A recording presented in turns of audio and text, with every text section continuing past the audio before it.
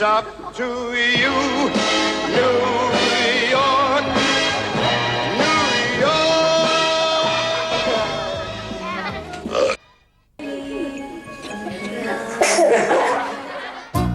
La familia es algo tan cercano a la experiencia directa de cada uno que nadie puede esperar de ella otra cosa que no sea la calidez y simplicidad de lo íntimamente conocido.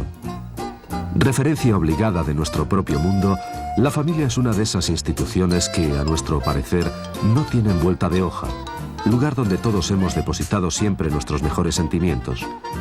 Y sin embargo, esa simple dicotomía de parientes y extraños que está en la base de ella resultó en su origen más complejo de lo que nunca hubiéramos imaginado.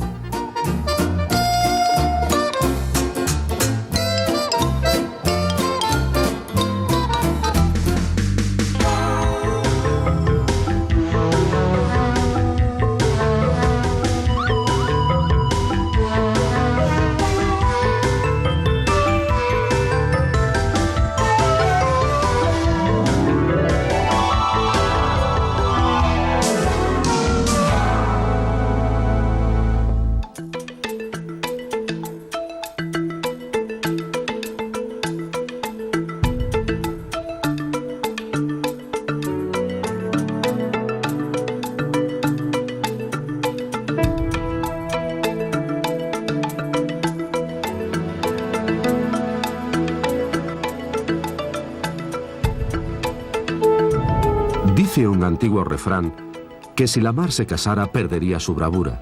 Sentencias como esta en contra del matrimonio abundan en muchas culturas. El casamiento parece no tener muy buena prensa, sin embargo todo el mundo lo practica. Y aunque en las sociedades humanas puedan observarse muchos tipos diferentes de matrimonios, el hecho sorprendente es que en todas partes existe una distinción clara entre lo que es el casamiento legal de un hombre y una mujer, sancionada por el grupo, y cualquier otro tipo de unión, sea permanente o temporal.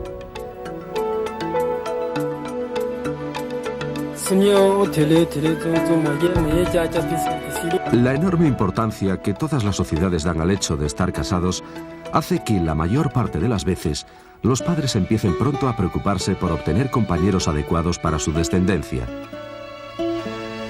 Nos encontramos así con la extraña paradoja de que, aunque el matrimonio da nacimiento a la familia, es la familia, o más bien las familias, las que producen el matrimonio.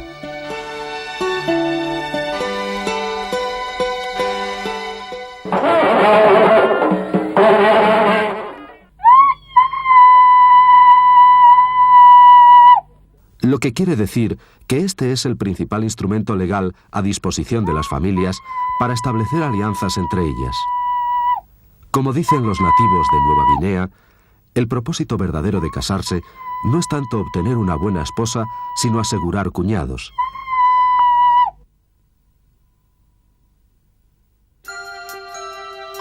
Por ello, cualquiera que sea el modo en que la colectividad exprese su interés en el matrimonio de sus miembros, ya sea mediante la autoridad investida o por medio de la intervención del Estado, este no es, ni nunca será, un asunto Yo, Sonia, privado. te quiero a ti, Miguel Ángel, como esposo y me entrego a ti.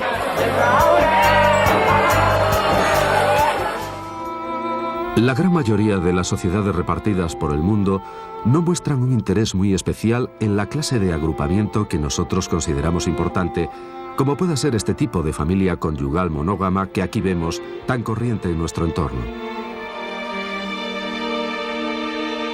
En realidad, si nos fijamos bien, son las familias las que interesan, no el agregado temporal, la forma en que hacen la unión los representantes del grupo. Ello nos permite afirmar que uno de los hechos realmente importantes acerca de las instituciones domésticas humanas es que no existe una sola pauta que sea más natural que otra. Aunque hay que educar y proteger a los niños, nadie sabe los límites que deben tener dichas instituciones para satisfacer las necesidades de los seres humanos. Así, por ejemplo, dentro de la diversidad de agrupamientos domésticos que existen por el mundo, está la familia polígama, propia de una gran cantidad de culturas, la cual tiene, a su vez, dos manifestaciones diferentes. La poliginia, donde el marido es compartido por varias esposas,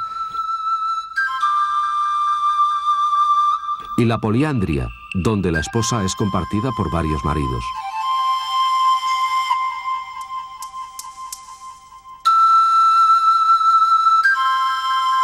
También la familia extensa, denominada así por estar conformada por un agrupamiento amplio de padres, hijos con cónyuges o sin ellos y nietos.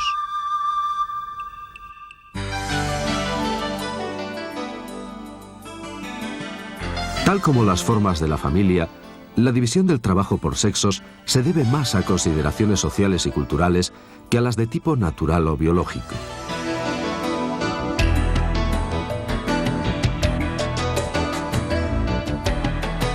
Es cierto que en todos los grupos humanos, las mujeres dan a luz a los niños y se hacen cargo de ellos, pero aparte de esas actividades básicas, es difícil discernir reglas que gobiernen la división del trabajo entre ambos sexos.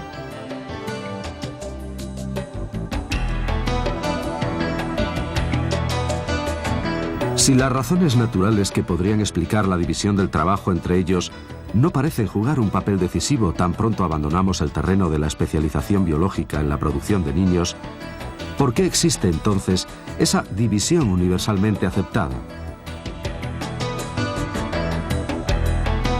Sencillamente, la división sexual del trabajo no es otra cosa que una invención para instituir un estado de dependencia recíproco entre mujer y hombre.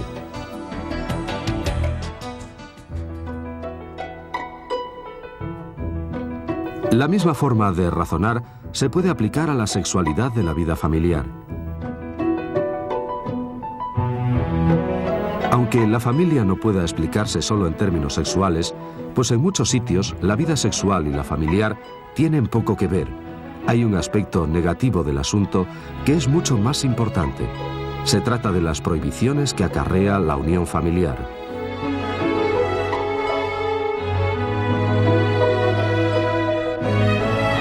En todas las sociedades conocidas, pasadas o presentes, si la relación esposa-esposo implica derechos sexuales, hay también, por contra, otras relaciones igualmente derivadas de la estructura familiar que hacen inconcebibles, pecaminosas o legalmente punibles ciertas prácticas. Se trata del incesto, cuya regla de oro prohíbe universalmente que las personas de una misma familia puedan tener relaciones sexuales o casarse entre sí. ¡El asesino!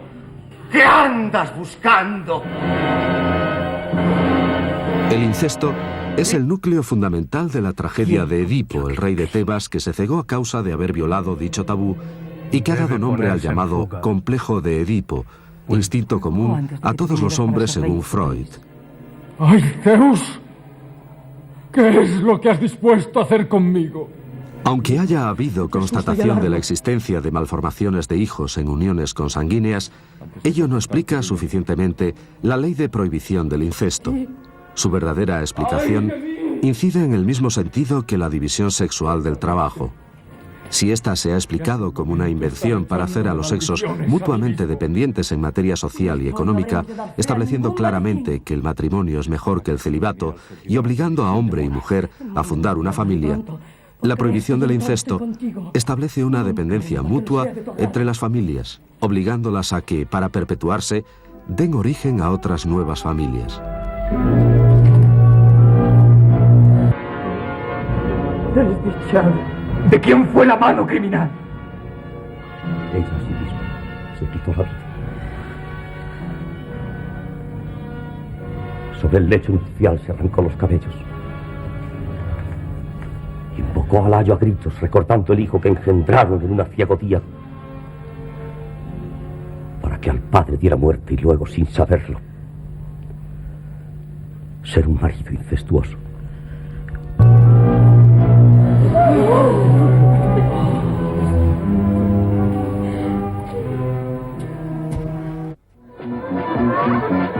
A partir de dicha concepción, se puede entender por qué es erróneo tratar de explicar la familia en los términos puramente naturales de procreación, instinto maternal, amor entre hombre y mujer o entre padres e hijos, etcétera, etcétera.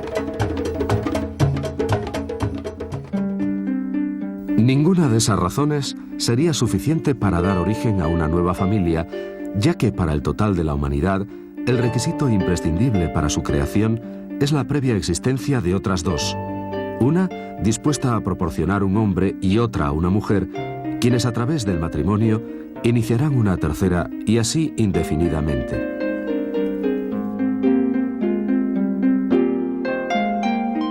La prohibición del incesto deviene de esta manera en un modo de remodelar las condiciones biológicas de emparejamiento y procreación que no conoce reglas, obligando a la perpetuación social en un marco artificial de tabúes y obligaciones.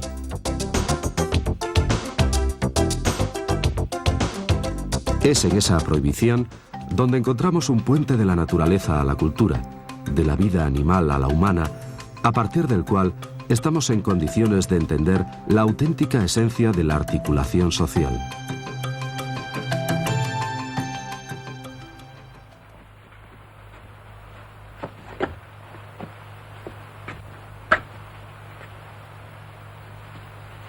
Menos mal que estoy yo aquí.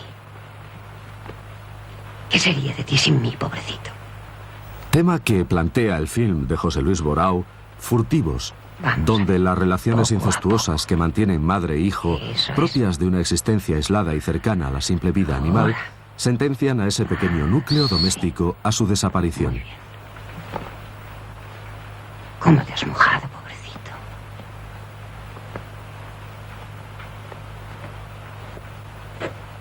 Yo te sacaré, con cuidado. A ver, eso es.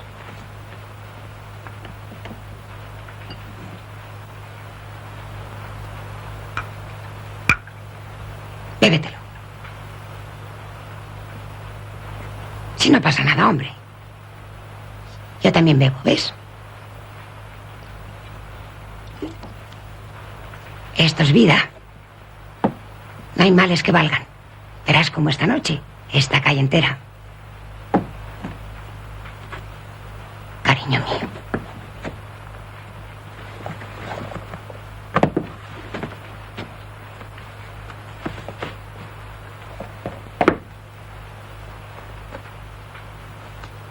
Tienes los pies helados.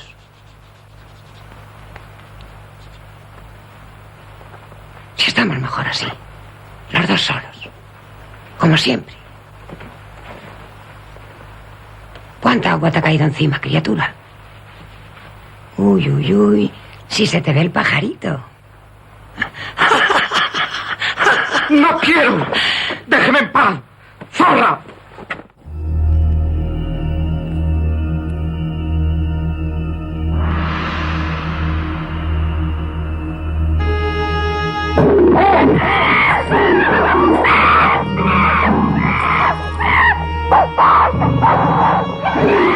Es posible que la humanidad comprendiera muy tempranamente que para liberarse a sí misma de una salvaje lucha por la existencia, se enfrentara con el simple dilema de casarse o ser muerto. La alternativa se dio, claro es, entre familias biológicas que vivían cerradas sobre sí, acosadas por sus temores e ignorancias. El establecimiento sistemático de lazos intermatrimoniales entre ellas, mediante la prohibición del incesto, creó por medio de lazos artificiales de afinidad una verdadera sociedad humana y con ella unos mecanismos más perfectos para la mejora y supervivencia de la especie.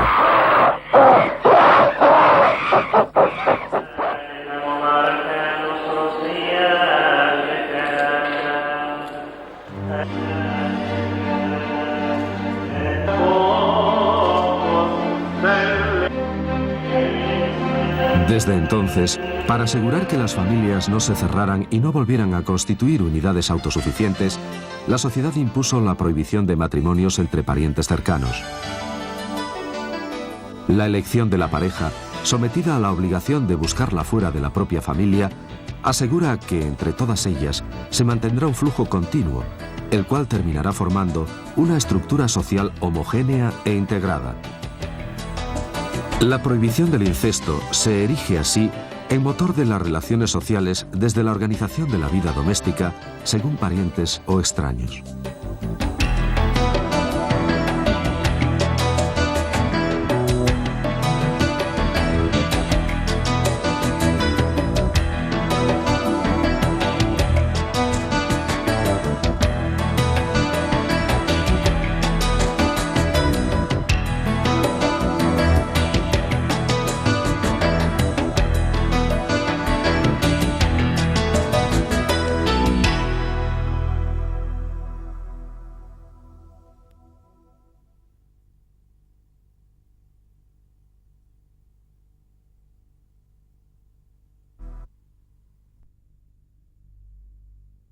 sorprendente es que en todas partes existe una distinción clara entre lo que es el casamiento legal de un hombre y una mujer sancionada por el grupo y cualquier otro tipo de unión, sea permanente o temporal.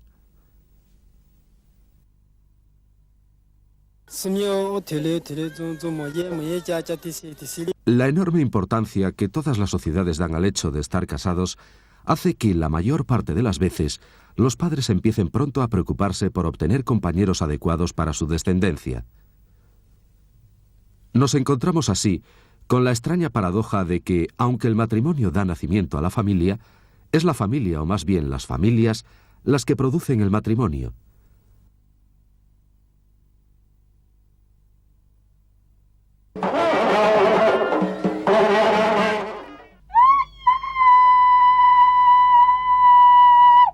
Lo que quiere decir que este es el principal instrumento legal a disposición de las familias para establecer alianzas entre ellas. Como dicen los nativos de Nueva Guinea, el propósito verdadero de casarse no es tanto obtener una buena esposa, sino asegurar cuñados.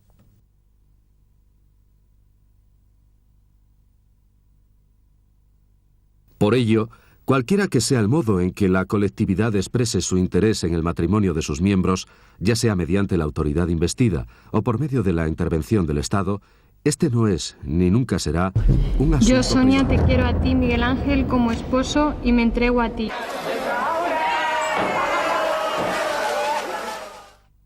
La gran mayoría de las sociedades repartidas por el mundo no muestran un interés muy especial en la clase de agrupamiento que nosotros consideramos importante, como pueda ser este tipo de familia conyugal monógama que aquí vemos tan corriente en nuestro entorno.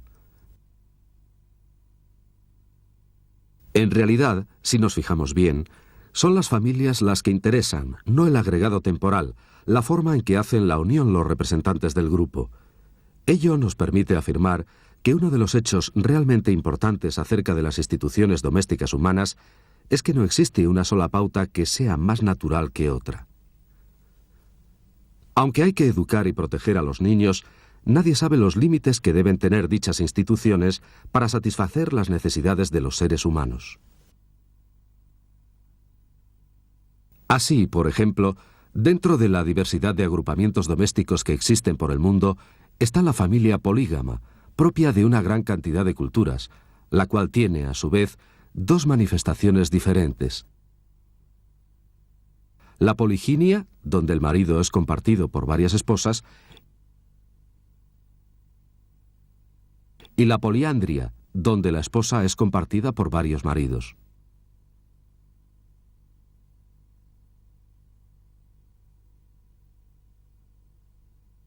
También la familia extensa, denominada así por estar conformada por un agrupamiento amplio de padres, hijos con cónyuges o sin ellos y nietos.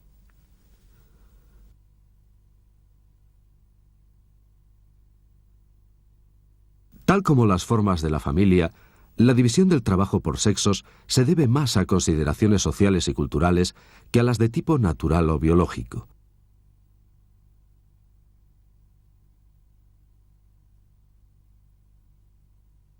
Es cierto que en todos los grupos humanos, las mujeres dan a luz a los niños y se hacen cargo de ellos, pero aparte de esas actividades básicas, es difícil discernir reglas que gobiernen la división del trabajo entre ambos sexos.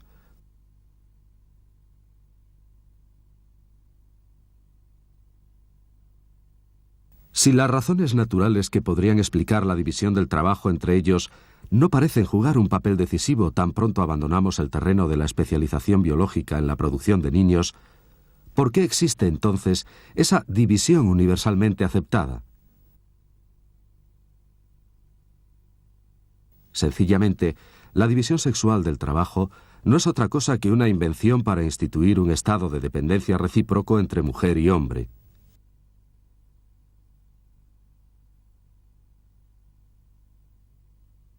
La misma forma de razonar se puede aplicar a la sexualidad de la vida familiar. Aunque la familia no pueda explicarse solo en términos sexuales, pues en muchos sitios la vida sexual y la familiar tienen poco que ver. Hay un aspecto negativo del asunto que es mucho más importante. Se trata de las prohibiciones que acarrea la unión familiar.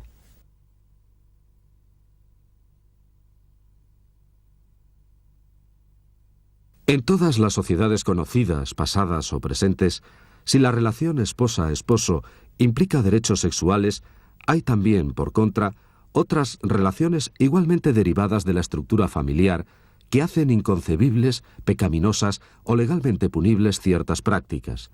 Se trata del incesto, cuya regla de oro prohíbe universalmente que las personas de una misma familia puedan tener relaciones sexuales o casarse entre sí. ¡Tú eres el asesino que andas buscando! El incesto es el núcleo fundamental de la tragedia de Edipo, el rey de Tebas, que se cegó a causa de haber violado dicho tabú y que ha dado nombre al llamado complejo de Edipo, instinto común a todos los hombres según Freud. ¡Ay, Zeus! ¿Qué es lo que has dispuesto a hacer conmigo? Aunque haya habido constatación de la existencia de malformaciones de hijos en uniones consanguíneas, ello no explica suficientemente la ley de prohibición del incesto. Su verdadera explicación incide en el mismo sentido que la división sexual del trabajo. Si ésta se ha explicado como una invención para hacer a los sexos mutuamente dependientes en materia social y económica, estableciendo claramente que el matrimonio es mejor que el celibato y obligando a hombre y mujer a fundar una familia, la prohibición del incesto establece una dependencia mutua entre las familias, obligándolas a que, para perpetuarse, den origen a otras nuevas familias. Desdichado. ¿De quién fue la mano criminal? Ella a sí misma se quitó la vida.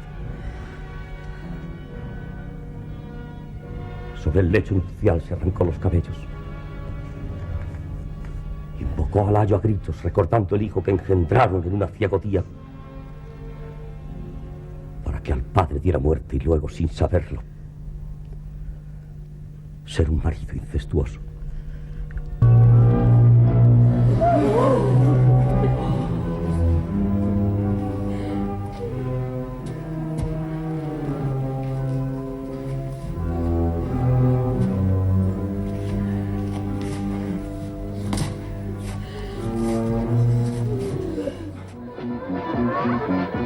A partir de dicha concepción, se puede entender por qué es erróneo tratar de explicar la familia en los términos puramente naturales de procreación, instinto maternal, amor entre hombre y mujer o entre padres e hijos, etcétera, etcétera.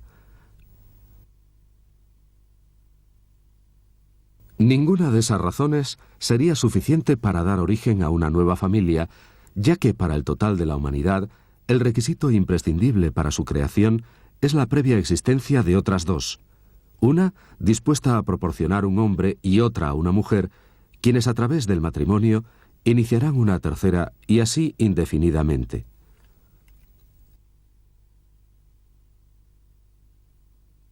La prohibición del incesto deviene de esta manera en un modo de remodelar las condiciones biológicas de emparejamiento y procreación que no conoce reglas, obligando a la perpetuación social en un marco artificial de tabúes y obligaciones.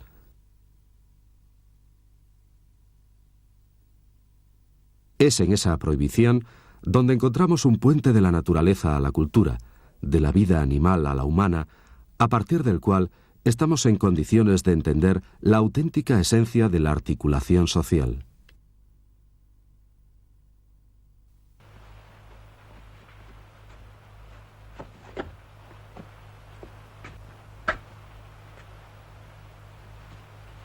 Menos mal que estoy yo aquí. ¿Qué sería de ti sin mí, pobrecito?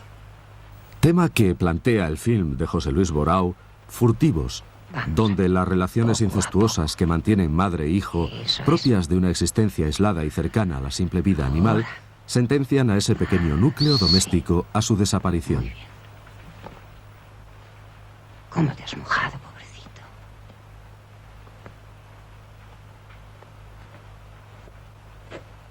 Yo te secaré, con cuidado. A ver, eso es.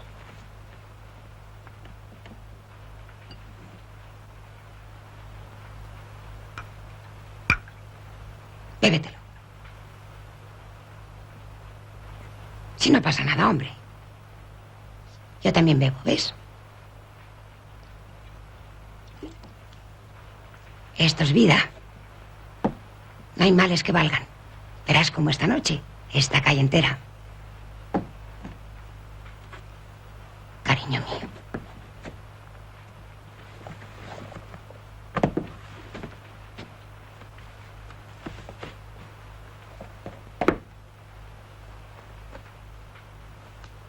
Tienes los pies helados.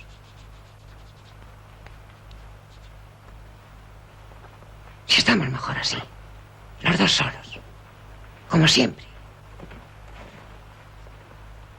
¿Cuánta agua te ha caído encima, criatura? Uy, uy, uy, si se te ve el pajarito. ¡No quiero! ¡Déjeme en paz! ¡Zorra!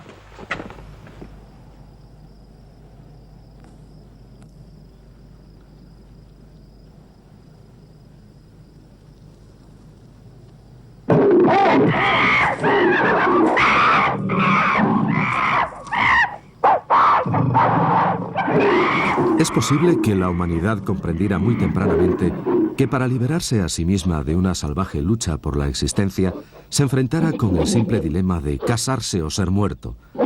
La alternativa se dio, claro es, entre familias biológicas que vivían cerradas sobre sí, acosadas por sus temores e ignorancias.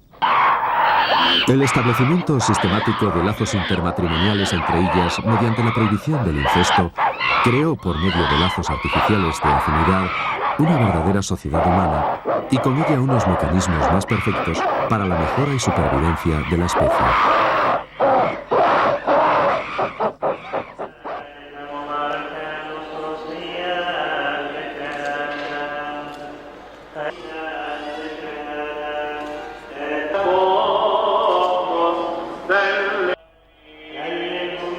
Desde entonces, para asegurar que las familias no se cerraran y no volvieran a constituir unidades autosuficientes, la sociedad impuso la prohibición de matrimonios entre parientes cercanos.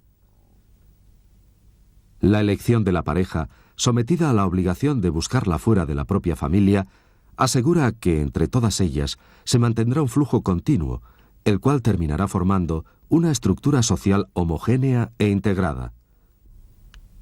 La prohibición del incesto se erige así en motor de las relaciones sociales desde la organización de la vida doméstica según parientes o extraños.